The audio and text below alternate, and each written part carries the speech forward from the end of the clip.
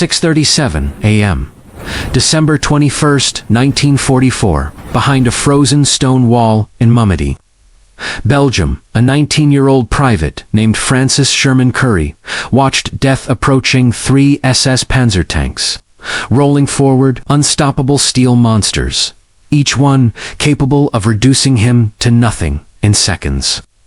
Between those tanks and complete disaster stood one thing: a bridge.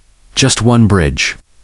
If it fell, 11,000 American soldiers would be encircled, cut off, slaughtered within 48 hours, executed. In a field, the Malmedy massacre. Every soldier knew what surrender meant. Now, fight or die. Those were the only options. The Germans were coming for Francis Curry, and they had absolutely no idea they were about to face someone who had figured out something every army manual said was impossible: how to make 40 Germans believe they were fighting an entire platoon. This is the story of how one orphan with a bazooka became the most terrifying soldier the Germans encountered at the Battle of the Bulge. December 1944. The war was supposed to be ending. Allied forces had liberated France. Germany was on the defensive. American soldiers talked about being home for Christmas. Hope was in the air, but Adolf Hitler had other plans. Operation Whacked am Rhine. One last desperate gamble. Punch through the Ardennes forest, split the Allied armies, capture Antwerp, force a negotiated peace. Germany's last reserves, everything they had left, committed to this offensive. If it failed, the war was over. December 16th, over 200,000 German troops, 1,000 tanks, they slammed into American units in the Ardennes like a freight train. It became known as the Battle of the Bulge, the largest and bloodiest battle American forces would fight in World War II. Over 19,000 Americans would die. Leading the assault was the 1st SS Panzer Division, Leibstandarte Adolf Hitler. Battle-hardened Waffen-SS troops with a brutal reputation earned in Russia. These weren't regular soldiers. These were fanatics. December 17th, their true nature revealed itself. Near Bognez, Belgium, American soldiers from the 285th Field Artillery Observation Battalion encountered Kampfrop Piper, surrounded, outgunned. The Americans surrendered. They expected captivity. Instead, they were herded into a field. Then came the machine guns. 84 Americans, executed in cold blood. The Malmedy Massacre. News spread through American lines like wildfire. The message was clear, brutally clear. Surrendering was not an option. You fought or you died. By December 20th, Malmedy had become a critical defensive point. The 30th Infantry Division tasked with holding a bridge on the outskirts. Stone construction, built in 1863, wide enough for one vehicle. If the Germans took it, 11,000 American soldiers would be cut off. The entire Ardennes defensive sector would collapse within 48 hours. That's where Private Francis Sherman Curry was posted on the morning of December 21st. Francis Sherman Curry was born June 29, 1925, in Hurleyville, New York. At age 12, both parents died. He was placed in a children's home, an orphan trying to survive in the Great Depression. The children's home in Loch Sheldrake gave him structure, but not much else. He learned something there, something that would save his life and countless others. He learned to rely on himself, to observe, to adapt, to never expect help from anyone. Survival skills forged in loneliness. At 17, he enlisted in the United States Army. Not for glory, not for patriotism, just to get out. Years later, he would say he enlisted just to escape that town. By September 1944, Curry was shipped to Europe as a replacement in Company K, 3rd Battalion, 120th Infantry Regiment, 30th Infantry Division. The 30th had fought through Normandy. They'd built a reputation as one of the hardest fighting divisions in the theater. These were veterans. And here was this 19-year-old replacement who had never heard a shot fired in anger. But his fellow soldiers noticed something about him. He was calm. He didn't panic. He watched how veterans moved, how they positioned themselves, how they used terrain. He learned by observing. Still, nothing about him screamed hero. He wasn't tall or imposing. He wasn't an officer to anyone looking at him. In December 1944, he was just another replacement. Captain Evans gave his orders. Fall back, regroup. Let the Germans take the bridge. Curry asked what would happen to those 11,000 soldiers. Evans said they would be encircled, cut off, killed, or captured within 2 days. Curry asked if surrendering to the SS was an option. Evans looked at him. The Malmedy massacre, 3 kilometers from here. 84 Americans, machine-gunned in a field. Evans said surrendering meant death. Then, he said something that sounded like common sense. The Army manual says, 1 soldier with a bazooka cannot stop 3 tanks. He said it would be suicide to stay. He said Curry would be court-martialed if he disobeyed orders. Curry looked at those 3 SS tanks, looked at the 40 German infantry. Then he said something that changed everything. He said he would rather face a court-martial than let 11,000 soldiers die because he followed orders that didn't make sense. Evans stared at him. This 19-year-old orphan was about to disobey a direct order in combat. Evans said if Curry stayed, he was on his own. No support, no backup, no reinforcements. Curry said he had been on his own since he was 12 years old. This was nothing new. Evans left. He took the rest of Company K with him. Francis Curry looked at the battlefield differently than anyone else would.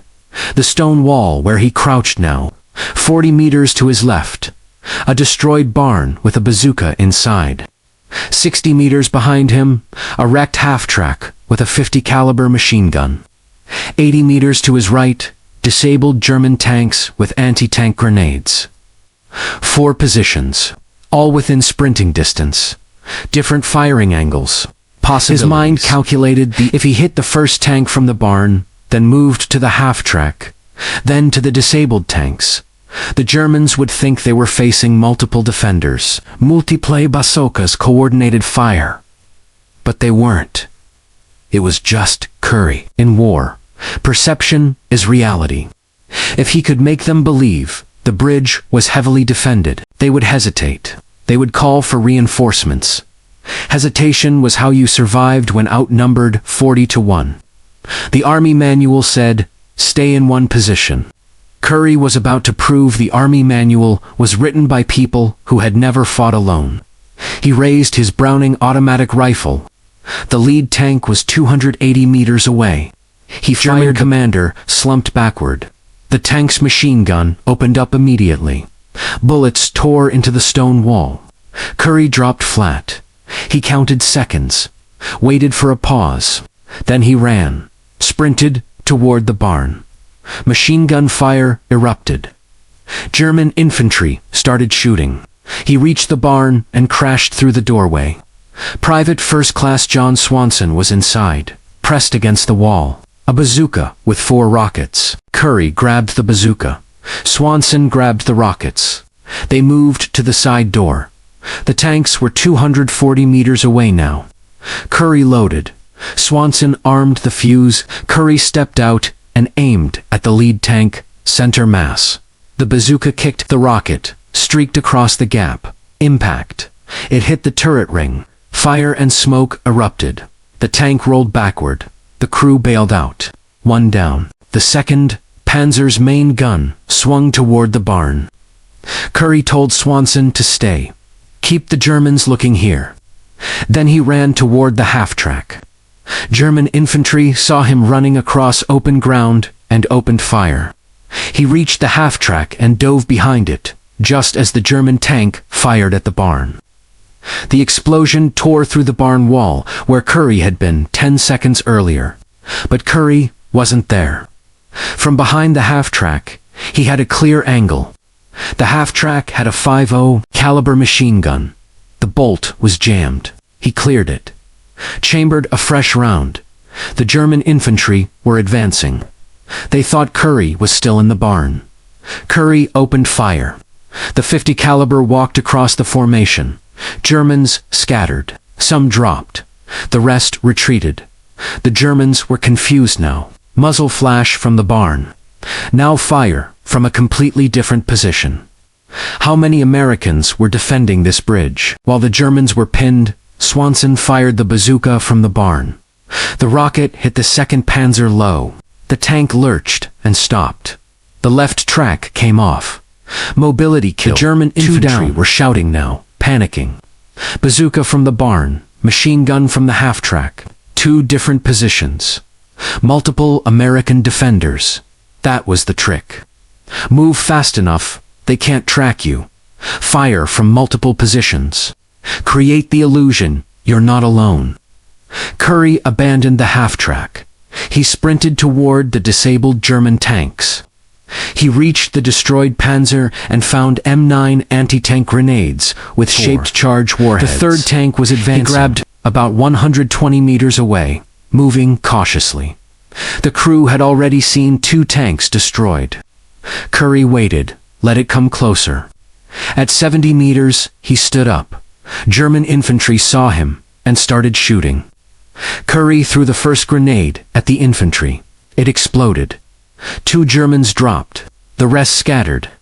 It looked like a 3rd American position. The tank commander swung the machine gun toward Curry. Curry threw his 2nd grenade at the tank. It exploded next to the right track. The tank stopped. The track came apart. Another mobility kill. 3 tanks, 3 hits. The German infantry were pulling back, radioing command, reporting heavy resistance, multiple anti-tank positions, coordinated defense. They had no idea it was one orphan with a bazooka and the willingness to run at tanks instead of away from them. German radio traffic that day. Declassified from 1st SS Panzer Division archives. Reported encountering at least 12 to 15 American soldiers defending Malmedy Bridge with coordinated anti-tank fire from multiple positions. The intelligence officer concluded no single soldier could move that fast or coordinate that many attacks. The report was wrong. It was one man. One 19-year-old orphan who had learned when you're alone, make them think you're not. But Curry wasn't finished. German artillery opened up. Company K was taking casualties. Curry saw 5 wounded American soldiers pinned down by German machine gun fire. They couldn't move. If they stayed there, they would die. Curry looked at those 5 men, looked at the 400 meters of open ground. Every manual said don't do it. You cannot save 5 men under machine gun fire. You will die trying. But Francis Curry had been an orphan since he was 12. Nobody ever came to save him when he needed it. So he had learned if someone needs help and nobody else is coming, you help them yourself. He crawled toward the wounded men, 400 meters, with machine gun fire snapping overhead. He reached them. They couldn't walk. He would have to drag them one at a time. He grabbed the first man and started dragging him backward. Machine gun fire kept moving, but he got him to safety. Went back, grabbed the 2nd man, got him to safety, went back. 3rd man, 4th man, 5th man. He got all 5 to safety. 5 men who would have died. 5 men who went home to their families. The assault sputtered, stopped, retreated. The bridge remained in American hands. Francis Sherman Curry was still standing. The Germans never took that bridge.